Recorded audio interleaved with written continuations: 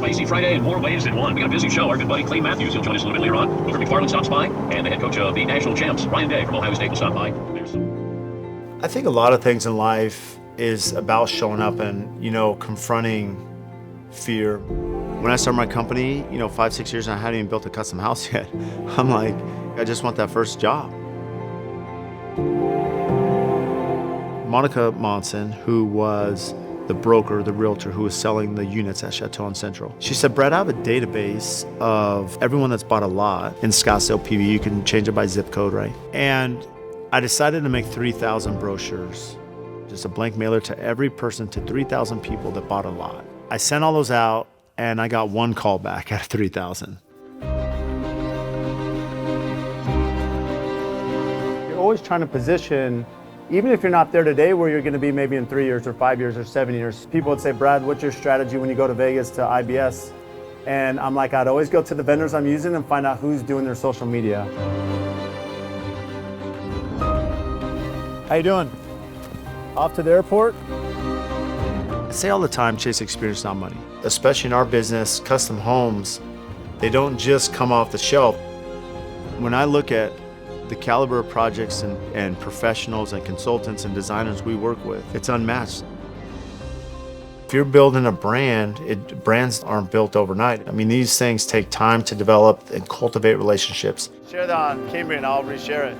Yeah, absolutely. Chris. Good to see you, man. I don't like losing. I don't like hearing the word no, and so I'm going to continue to push. That persistence is the only way to be successful.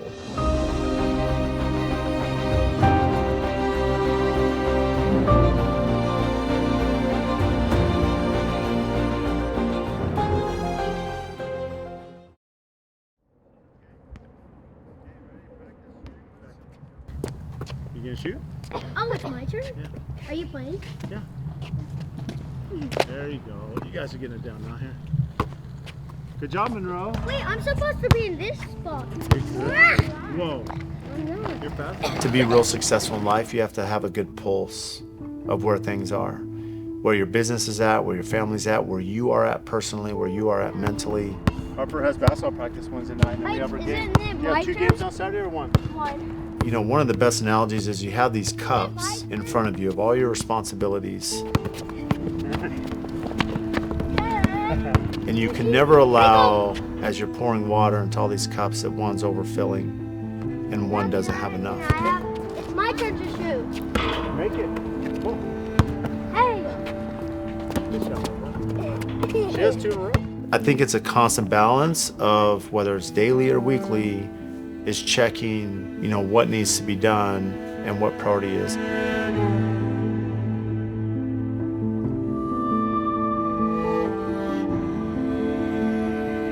Our business and being a father is a reality. Things do come up at the last second. And you realize to really target and understand what meetings are going to bring value. What meetings do I need to have internally as a company? What meetings do I need to have with manufacturers? What client meetings do I need to take on? And you have to do that because you have to guard your greatest asset, which is time.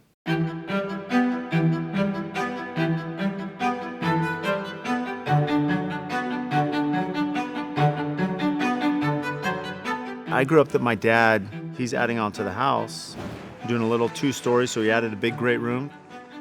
Did the roofing, he did the drywall, he installed the windows, he did the framing, he did the concrete. So that was kind of my first experience in construction, 9 years old. So it was very common, we grew up, that it was hands-on. My desire out of college was to work on high-end residential. I knew that for me to get there, the best avenue was to go to production homes. And so I took an offer in Arizona. I was there for a year, and finally that opportunity opened. This is for the Omni Mauna Lucia. And I say all the time, chase experience, not money. And that means a lot of things. Maybe you have a loss leader, you own your company, and you're gonna do a home less expensive because you never built a house ground up. And so you're gonna do this maybe at a low cost to get your foot in the door. Or maybe in this case, you take a position that's not gonna pay you maybe your value, whether because you are inexperienced or young or all the above. There was a distressed property in downtown Phoenix, these 5-story brownstones called the Chateau on Central. The original vision from the developer was to build 21 brownstones that you'd see in New York or San Francisco, Boston. They're a basement plus 4 stories, so five levels total. There was a gentleman by the name of Dave and Kirsten Clark, and his VP of operations, Rudy Rote. They purchased this note from the bank. This project was probably, the exterior shells were probably 75% done, so they still had to finish the exterior. None of the interiors were done.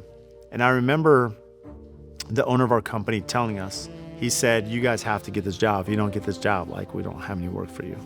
And I remember being so stressed, and we lived at the Chateau in Central during the bid process. So we're there every time Dave would come by, we're there, we're doing takeoffs, we're negotiating bids, we're putting together, a bid to finish 25% of these, it's 120,000 square feet of construction. Fortunately, worked on this project for a year and a half, built a great relationship with Dave Clark. And so summer of 2011, I was a couple weeks from business school, and I was married at the time with 3 daughters. Due to some circumstances, I found myself as a single dad, not in a position to go to business school. The friend of mine said, GE Capital only hires MBAs, but they're gonna make an exception, at least interview you. So I fly to Milwaukee. I'm in the hotel room in Milwaukee. Dave Clark, who again I'd built a relationship with, he's from Wisconsin, he's from La Crosse. I'm in my hotel room the night before the interview, I remember, and he calls me and he says, what are you doing in my home state? And I was like, how do you know I'm in Milwaukee right now? And he's like, oh, little birdie told me you're in Milwaukee, and kind of got me up to speed on where you're at in life. And I remember him saying, he says, Brad, don't take the job. I want you to partner with me. Because of my medical condition, I need someone, that's going to manage the Chateau in Central and other investments in my house. There's other real estate things. And Dave could have called anybody, but he called me and he said, I want to partner with you. And it meant a lot, and a lot of my success is because of Dave and watching him.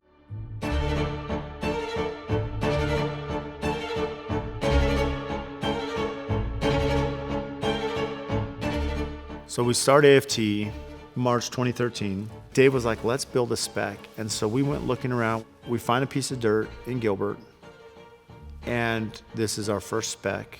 We get a sign. We had just started moving dirt, and we put this sign up, and our client is driving by, sees a rendering, says, I want this house. I knew it was the right location. We loved the floor plan. And when I approached him and said, hey, I'm really interested, and he got back to me with the cost, I remember it was interesting how he talked about value. And it's a business lesson that I've really, taken to heart over the years. I think you can compete on price, and that's often what happens and the only way to really win there is just to undercut the other guy, and to really get that cost down. If you want to compete on value, it's what are you doing differently than those around you? What are you doing differently than your competition? In that space of building a home, to me, that was finishing on time, finishing on budget, clear communication when things do go sideways, making it right. So to me, those are all the things of the value adds that you can't really put a price to that. So we've had a couple clients now, being in business for 12 years that have been repeat clients.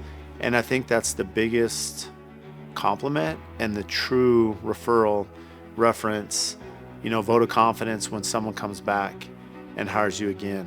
We love the first house. I think we felt like we were at a point in our lives where the kids were getting older, and we wanted a little bit more space, a little bit more privacy, and we were looking more for that next phase in life home, where we could bring the family together, where we could celebrate, where we could entertain. Hi guys!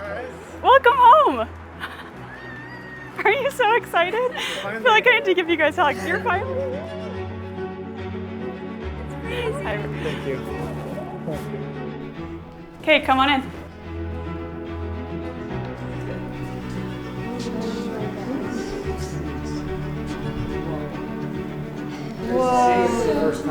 All the detail.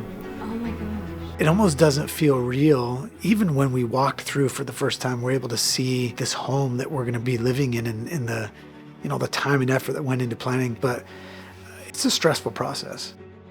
Well, so we found a larger piece of property, and we actually got 2 years into the process of designing the home with an architect.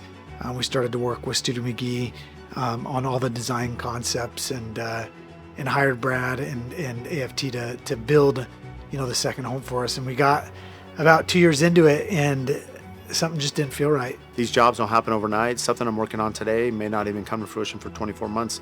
No different from Brian's. I mean, we had worked 2 years on this potential incredible home that was going to be a huge staple of our company and resume for a repeat client that's like one of the best clients you could ever ask for. The conversation with Brad, I just told him, I said, Brad, I would love for you to build a home for us, but it doesn't feel right. This house doesn't feel like it's the right location, doesn't feel the right size. I had a lot of anxiety around that, because how do you go to your design team and your builder and say, hey, this project we've been working on for the last 2 years, we want to scrap it and we want to start on something different in a different location. I tell my clients, especially during the interview process, for me, it's about working for good people. It doesn't matter if you're spending $1 or $10 million. It doesn't matter if the house is 2,000 square feet or 30,000. We want to work for good people that understand the value that we bring, because it's a very complicated business. It's emotional. It's painstaking in so many ways, financially and physically and mentally. He just told me, he said, Brian, it's okay. He's like, if we're going to build a home, we want it to be, the home that's perfect for you guys. And so he said, if we need to do this again, then we're all in, and we'll go on that journey with you.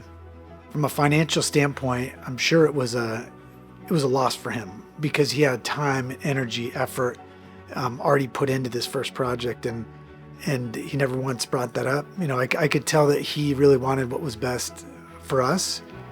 This is your game room.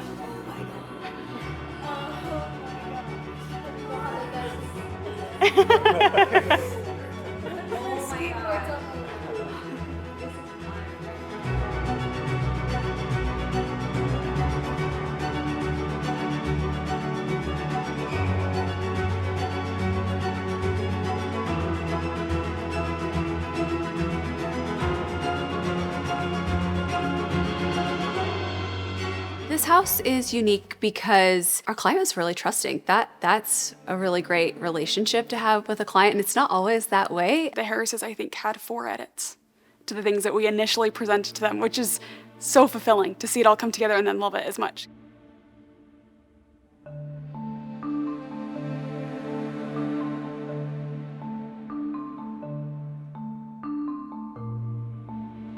I had no idea what furnishings were going to be in there. I had no idea how it was going to be decorated, what was going to be on the walls. But as I walked through, every little detail was like, this is perfect. This is our home. There's not enough words to explain. I know, every little detail. Yeah, there's your grandma's. You guys, It's awesome. It's so good, huh? so good. Your bathroom's incredible. Well, thank you. I know it takes like a team effort, a real team effort, and I just want to say thank you. It's been like building a home is a stressful process already, but like everyone on this team made it go as smoothly as possible, and it's like a dream come true for us, really. So You guys are the best clients we asked for, so it's awesome. well, thank you. Yeah, same thing I want to reiterate, just from start to finish. Appreciate everyone's help. Yeah.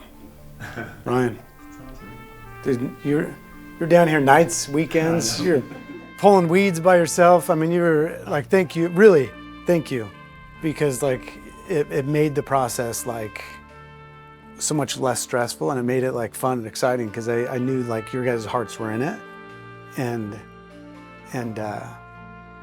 it's a big deal. I have a whole list of things you want to say, and then you can only get so much out because it's just so much emotion. I was just so thankful for everyone, because they don't go that smoothly all the time, right? And this one just kind of cruised at a just even pace. Ryan's amazing. I think what makes Ryan different is he really is passionate about what he does. He loves the process of creation, of the actual building of the home, but also he's a big relationship guy. It's important to him that his clients are happy. I felt that every step of the way with him. Because we're were going through some of the spec stuff, and we've changed it so many times. He's like, am I ordering the right roof decking? Are we doing something, with one of our other manufacturers? I'm like, we're good. As you look at knowing everything there is to know about construction, none of us will ever know that, right? You're learning every day. That can be taught. What you cannot teach is passion.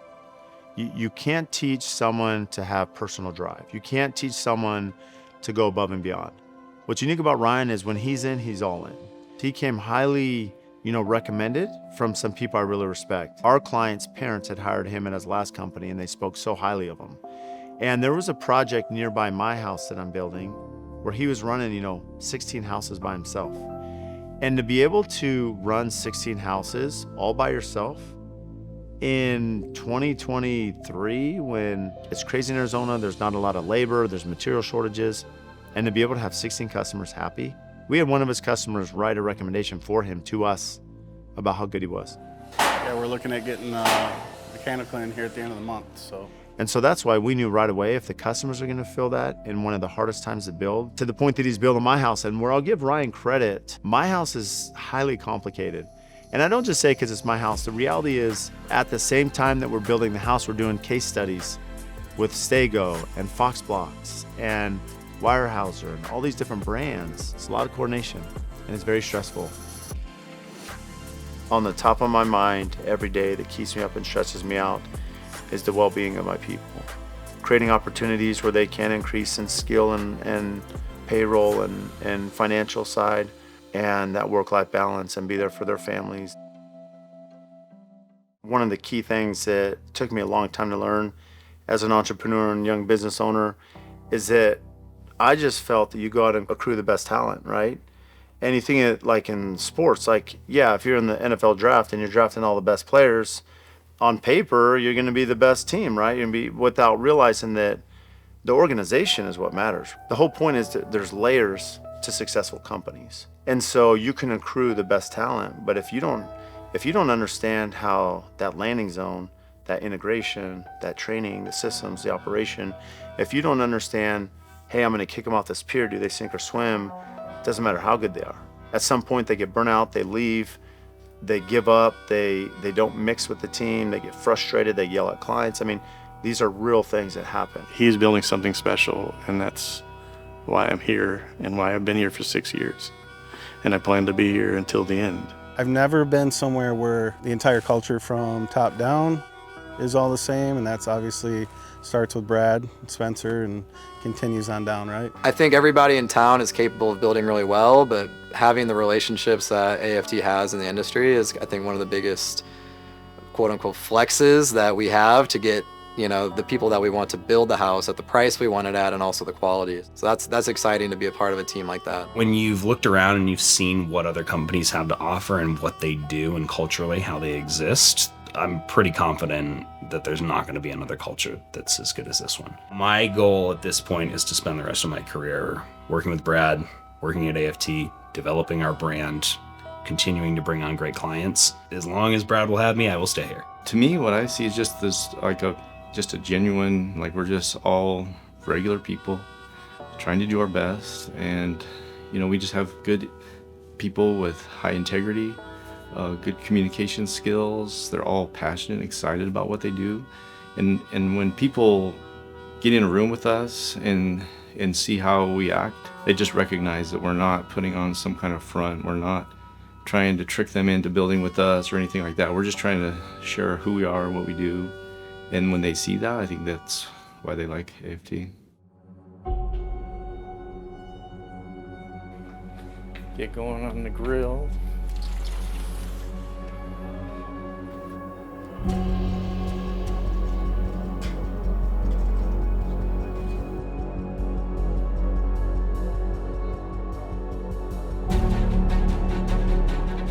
Our Father in heaven, we're thankful for this beautiful spring day. We're grateful to be here as family this evening and to have this meal that Spencer's prepared for us. Grateful for our many blessings and ask thee to bless this food to our use. In the name of Jesus Christ, amen.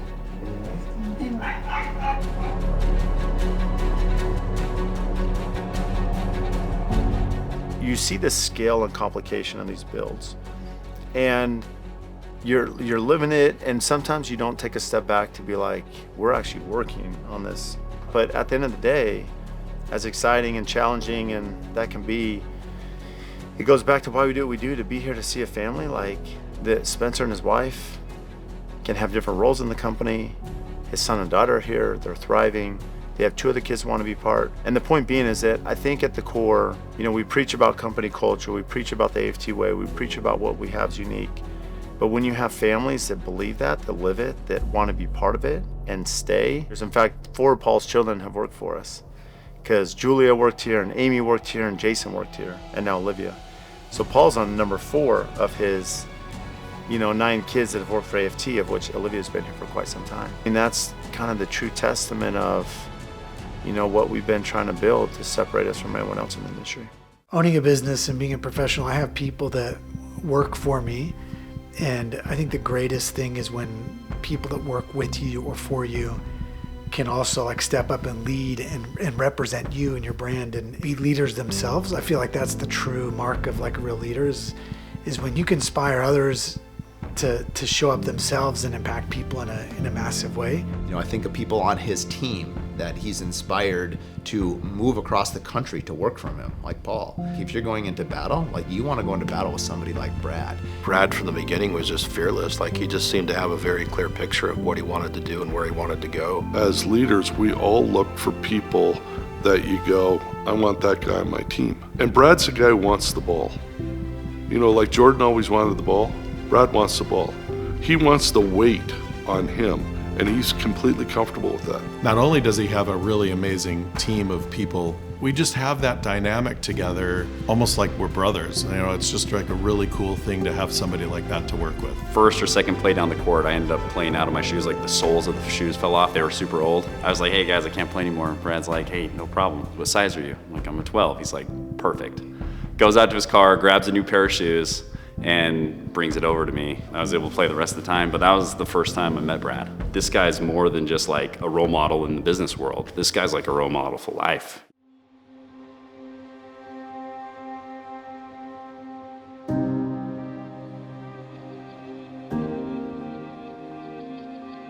Repeating success is hard. I think part of the issue is these homes have never been built before. Every single project that we do, although there may be elements and design details that these architects and engineers or designers have done or seen, they've never been built, they've never gone vertical. And in some cases, we're exploring completely new methods or products or installation methods that have never been done. And really what that comes down to is surrounding yourself in a community of experts, right? If we don't have all the answers, who in the community does? This is why I'm such a big proponent of building relationships with manufacturers. Going to the Builder Show and being in the booths and knowing not just who your sales rep is, but from the manufacturing side, who's on the R&D side. Every single production meeting, we have these experts come in and train our team. Because what happens is these buildings are so complex and you get in there, one, you're just thinking from a building science, constructability aspect to have the know-how and the understanding. There was an architect, it was our first time working with him, and he pulled me aside, he said, Brad, he's getting close to retiring, and he said, I've been in this industry a long time. He says, I've never heard so many people talk positive about AFT, whether they're trade partners, suppliers, designers, architects, it's unanimous. But it's not me, it's really not. I sit there in production meetings, and I see Spencer and Megan in direct, I see Ryan and Presley and Janelle and Jeff and Corey, and every single employee, I don't want to leave them all out, but they all believe in what we're doing. And so when you have that and they want to communicate and do a great job, it's rare. And so even not just from maybe the status of the people we're working with, but it's the dedication of the team and the deliverables they're bringing that have allowed us to get there and then be respected by them because of who, our team members are. Again, I know life's short. I had this show, something happened tomorrow. And there's podcasts I have recorded in my backlog. There's filming we've done. I would want that to be released because the legacy is, even if it's just for my kids to see, that hopefully maybe my kids can see that, that they can aspire to that just like I did from, with my parents. So I think legacy for my team to understand what that brand means with AFT and to continue on. I definitely don't want the AFT brand to end with me. And that's why it's not my name. I just think, where much is given, much is required.